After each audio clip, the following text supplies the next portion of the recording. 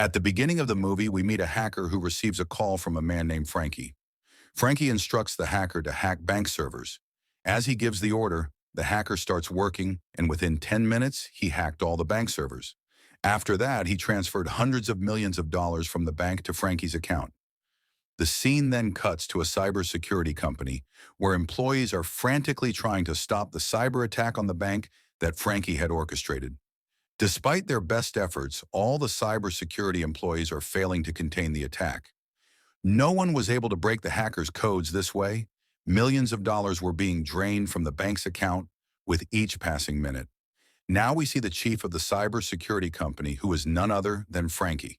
It means Frankie himself had hacked the server of his client bank through another employee, means not through the employee of his company. All the employees of the company are unaware that their boss is involved in all this.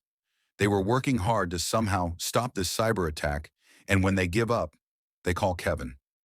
Kevin was the king of their software, and at this time, he was on leave due to his daughter's heart surgery. As this emergency call comes from the office, he immediately reaches the office. Reaching the office, he sees that the situation is worse.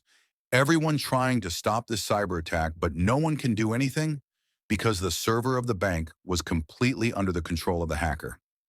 Kevin also tries to stop this hacking through some such coding at the beginning, but when he fails in this, then he installs a new system in their server. He named this system Firewall, which breaks the hacker's coding in a few seconds. As a result, all the money being siphoned out of the bank account through hacking comes to a stop, and then finally they also maintain the server again. Everyone was very happy with his work of Kevin, except his boss, because we know that all this plan was his boss, and he was getting very angry at Kevin. That's why he says to Kevin, "Why did you install your new system in their server? If something else had gone wrong there, who would have been responsible for it?"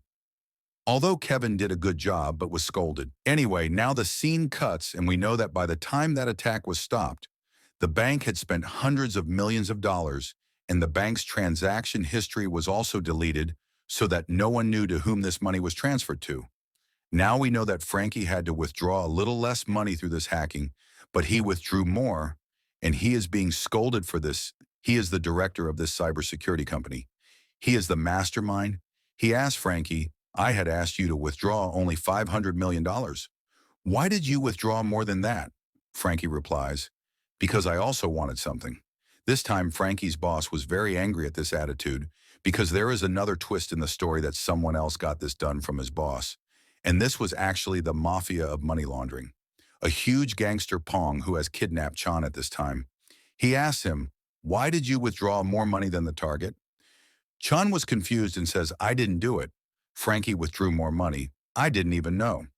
Hearing this, the gangster says, "You now invite Frankie and his family for dinner." He didn't want to do this because he knew that this gangster would do something wrong to him, but to blackmail him. That gangster brings Chan's brother here. His men put polythene sheets on his face and start hitting him in front of him. Poor Chan has to call Frankie and invite him for dinner. Frankie agrees, and when he was on the way, the gangsters hack his car. They hacked the car, locked all the doors, and then increased speed. Frankie, who was driving the car then, didn't understand what was going on with his car. When he tries to apply the brakes also fail, and his car got into a worse accident. No one knows who is behind this accident. The world thought it was a normal accident in which Frankie's family was killed. There was a fire in his car and the whole family was burning. The gangster shows Chan the same video and threatens that next time, if there is even a small mistake, then you will be responsible for your end. He was now scared because he didn't have the idea before that he had started this work in his greed with an evil person. Anyway, now he was trapped. He had to do as the gangster said, so now he goes to the office and promotes Kevin instead of Frankie. Also, Frankie is given a house and a car from the company. In the next scene, we are shown Kevin talking to an employee of his office. He was in trouble. His daughter was not getting admission to school, and the school was asking for $5 million, which he did not have. So he thinks, why not hack the school server and put his daughter's name in the admission list? But this was illegal. He does it at the beginning, but then stops it in the middle. He was doing all this work when suddenly he saw that he got $5 million in his account. He was surprised that suddenly he gets a lot of money from another account in his account, and his daughter gets admission in the school. He got to know this through a message written that the donation fee was paid by someone else, and the teacher who was not admitting Kevin's daughter also agreed. Kevin was surprised that someone could help him so much. The next day, Cheang calls him to meet at a deserted place outside the office. Kevin, who was a fun player, understood that Cheang was going to say something like this. That's why he put his phone on the recording from the beginning. Cheang tells everything to Kevin that I got the cyber attack on that bank myself, even I am sending the money to your account.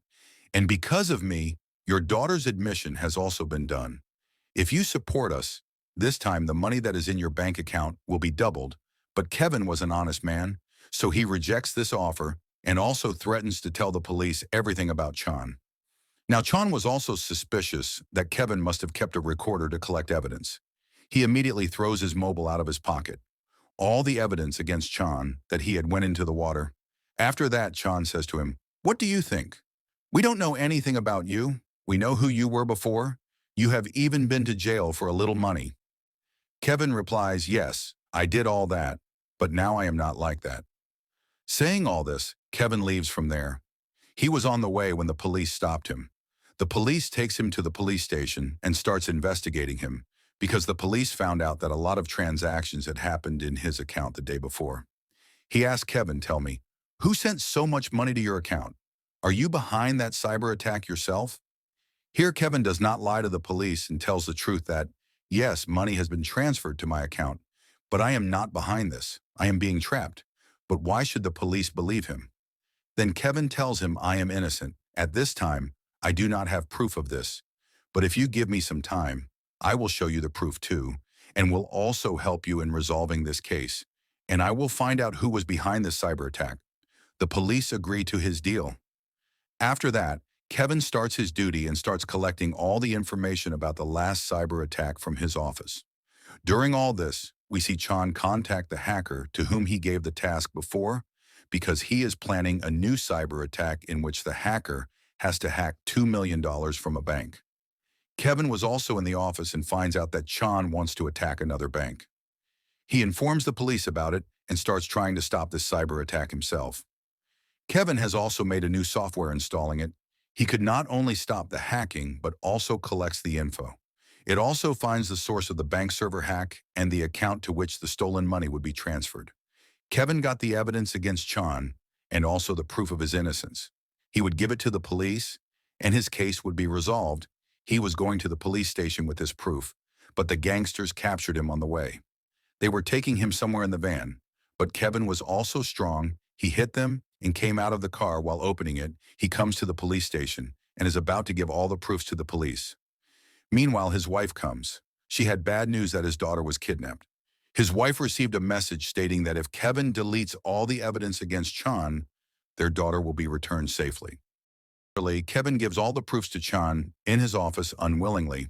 After it, he asks Kevin to restore the system so that he can complete his illegal mission of withdrawing money. He starts doing as he said, and during this, he also discovers about his daughter through hacking. Kevin sends her location to his wife, and after receiving it, his wife leaves to save her daughter. His daughter was kept in a trunk in a strange storage area, which worsens her condition. She takes her to the hospital, and now the police arrest him because they find out that he broke the deal. He didn't give all the proof he had to the police, but gave it to Cheang to save his daughter. So to blackmail him, the police arrest his wife. As Kevin gets this news, he becomes worried because his wife was arrested and his daughter was sick. He has no evidence, and now he has to collect the evidence against Cheang again to save his wife. He goes to his office again and hacks Cheang's phone to collect the pieces of evidence against him. Here he needs a password to unlock his banking application, but he doesn't know it, so he hacks the banking application and finds out that Cheang was doing this while making his fake accounts. He hacks the banks illegally and transfers money to his bank accounts. Even Cheang has so many passports in his real life, means he is always prepared. He could escape if he would be trapped anywhere.